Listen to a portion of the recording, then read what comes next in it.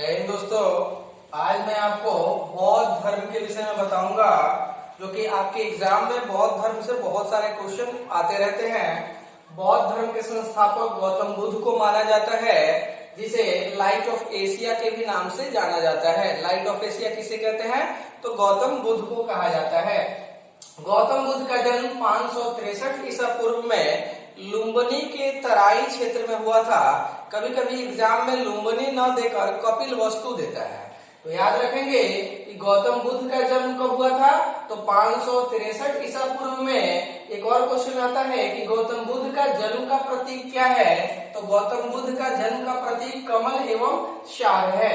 अगला क्वेश्चन आता है कि गौतम बुद्ध ने गृह त्याग किए थे, तो उसका प्रतीक चिन्ह क्या था। तो गौतम बुद्ध ने जब गृह त्याग किए थे तो उसका प्रतीक चिन्ह घोड़ा था, और गौतम बुद्ध 29 वर्ष की आयु में गृह त्याग किए थे। ये भी क्वेश्चन आता है कि कितने वर्ष की आयु में गृह त्याग किए थे।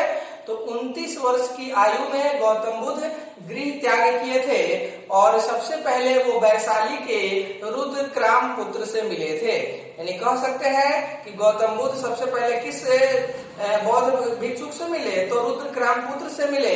उसके बाद उन्होंने गया के यानी राजगीर के अलार कलाम से मिले। यानी क्वेश्चन आता है आपके एग्जाम में कि बौद्ध गौतम बुद्ध के प्रथम गुरु कौन थे, तो अलार कलाम थे। अगला क्वेश्चन आता है कि गौतम बुद्ध की ज्ञान प्राप्ति का प्रतीक चिन्ह क्या है। तो गौतम बुद्ध का प्रतीक चिन्ह जो है ज्ञान प्राप्ति का, वो पीपल है, यानी बोधि वृक्ष है।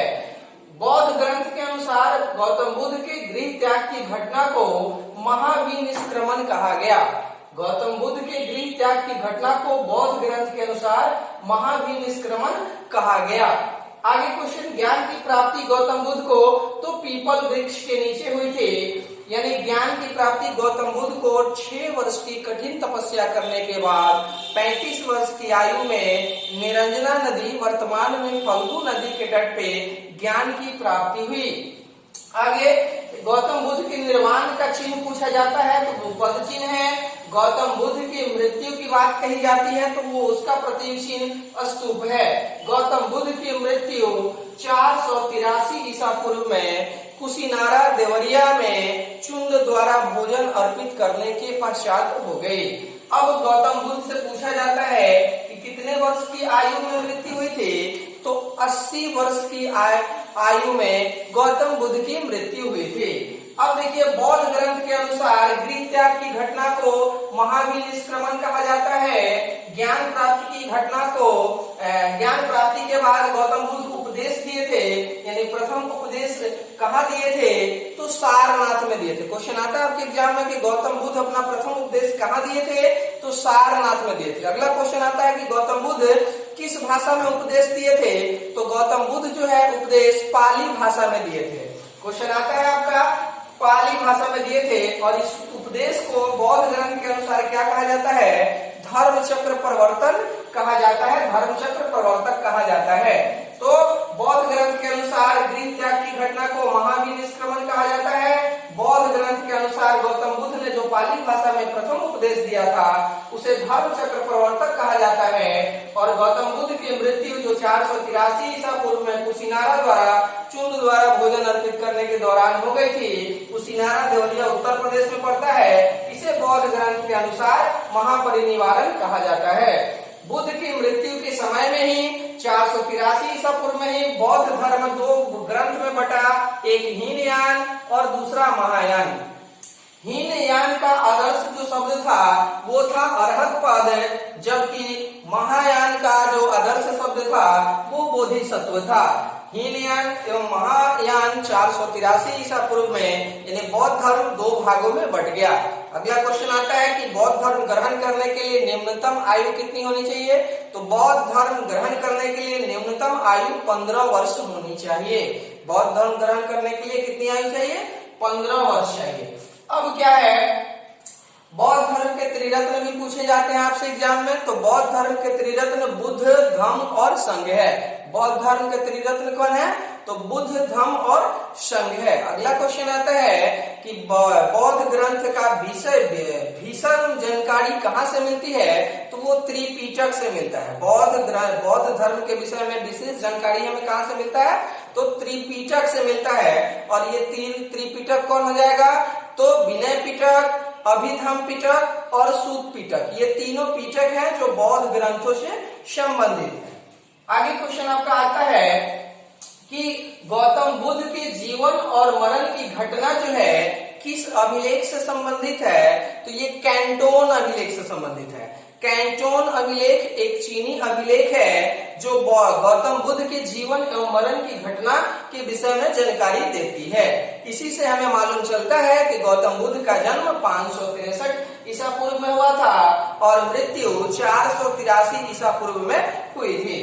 आगे देखते हैं, बौद्ध संगीतियां भी लगाई गई थी जो हर एग्जाम में आता है। कोई भी ऐसा एग्जाम नहीं है जहां से बौद्ध धर्म की संगतिया का क्वेश्चन नहीं आता है। तो बौद्ध धर्म में कुल 4 संगीति लगाई गई थी, यानी 4 आयोजन किए गए थे, जिसमें पहला क्वेश्चन आता है कि प्रथम बौद्ध संगीति कब लगी थी? तो प्रथम बौद्ध संगीति 483 ईसा पूर्व में राजगीर में लगाई गई थी।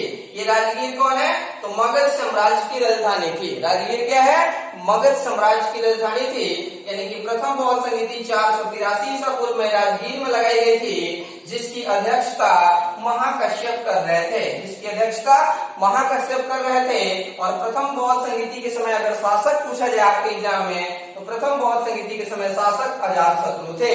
अजातशत्रु ये मगध वंशीय शासक थे। अजातशत्रु हर्यक वंश के एक शासक थे, जिनके शासन काल में प्रथम बौद्ध संगीति 483 ईसा पूर्व में राजगीर में लगाई गई थी, जिसकी अध्यक्षता महाकश्यप कर रहे थे। दूसरी बौद्ध संगीति आपके एग्जाम में पूछा जाता है। दूसरी बौद्ध संगीति 383 ईसा पूर्व में वैशाली में लगाई गई थी, जिसकी अध्यक्षता शब्बा कामी कर रहे थे। और उस समय शासक कौन थे? कालाशोक थे। याद रखेंगे कि द्वितीय बौद्ध संगीति के समय किसके शासन थे? तो कालाशोक के थे। इसी तरह तीसरा आपके एग्जाम में क्वेश्चन आता रहता है कि तृतीय बौद्ध संगीति कब लगी? तो तृतीय बौद्ध संगीति 255 ईसा पूर्व में लगा था, पाटलिपुत्र में लगा था। तृतीय बौद्ध संगीति कहाँ लगी थी? पाटलिपुत्र में लगी थी, जिसकी अध्यक्षता मोगलीपुत्र त्रिशस कर रहे थे। तीसरी बौद्ध संगीति की अध्यक्षता कौन कर रहे थे? मोगलीपुत्र त्रिशस कर रहे थे। और इस समय शासक कौन थे? तो अशोक थे। क्वेश्चन आता है आपके एग्जाम में कि अशोक किस वंश के शासक थे? तो अशोक मौर्य वंश के शासक थे, जो कि मगध पे शासन कर रहे थे। अगला आता है चौथी बौद्ध संगीति। तो चौथी बौद्ध संगीति ईस्वी की प्रथम सदी में लगाई गई थी। चौथी बौद्ध संगीति ईस्वी की प्रथम सदी में लगाई गई थी, जिसकी ये कहाँ लगी थी? तो कुंडलवन, यानी कुंडलवन कहाँ पड़ता है? कश्मीर में पड़ता है। तो चौथी बौद्ध संगीति कुंडलवन कश्मीर में लगाई गई थी, जिसकी अध्यक्षता वसुमित्र कर रहे थे। चौथी बौद्ध संगीति की अध्यक्षता कौन कर रहे थे? वसुमित्र कर रहे थे। और उस समय वो शासक कौन थे? तो कनिष्क थे। कनिष्क किस वंश के शासक है? तो कुषाण वंश के शासक है कनिष्क। इन्हीं के समय में चतुर्थ बौद्ध संगीति लगाई गई थी। अगला क्वेश्चन आता है कि गौतम बुद्ध ने सर्वाधिक उपदेश कहाँ दिए?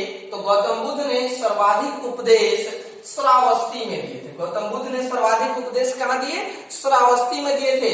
ये कोसल देश की राजधानी थी। श्रावस्ती क्या थी? कोसल देश की राजधानी थी। तो क्वेश्चन आता है कि गौतम बुद्ध ने अपना प्रथम उपदेश कहाँ दिया? तो सारनाथ में दिए थे। गौतम बुद्ध ने अपना प्रथम उपदेश कहाँ दिए?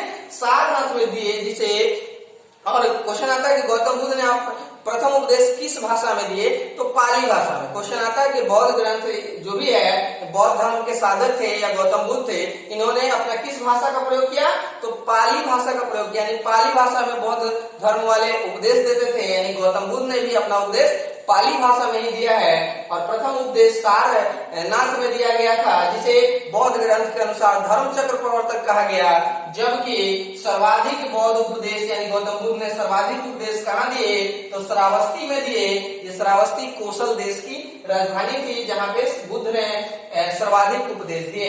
अगला क्वेश्चन आता है कि बौद्ध धर्म और जैन धर्म किसकी समानता है? तो अनीश्वरवाद की समानता है। बौद्ध धर्म और जैन धर्म किसकी समानता है? तो अनीश्वरवाद की समानता है। बुद्ध की सर्वाधिक मूर्ति जो है गंधार शैली में बनी है। ये वीवीआई क्वेश्चन है, ये एग्जाम में आते रहता है कि बुद्ध की सर्वाधिक मूर्तियां किस कला में बनी है? तो गंधार शैली में बनी है। जबकि बुद्ध की प्रथम मूर्ति मथुरा कला शैली में बनी है। बुद्ध की प्रथम मूर्ति मथुरा कला शैली में बनी है। अगला क्वेश्चन आता है कि बौद्ध धर्म का प्रचार प्रसार चीन में किसने किया था? तो बौद्ध धर्म का प्रचार प्रसार चीन में पद्मसंभव ने किया था। पद्मसंभव नाम के व्यक्ति ने चीन में बौद्ध धर्म का प्रचार प्रसार किया था। इस तरह से आपके एग्जाम में बहुत सारे क्वेश्चन आते रहते हैं बौद्ध ग्रंथ से, इसे याद कीजिए और कंटिन्यू पढ़िए।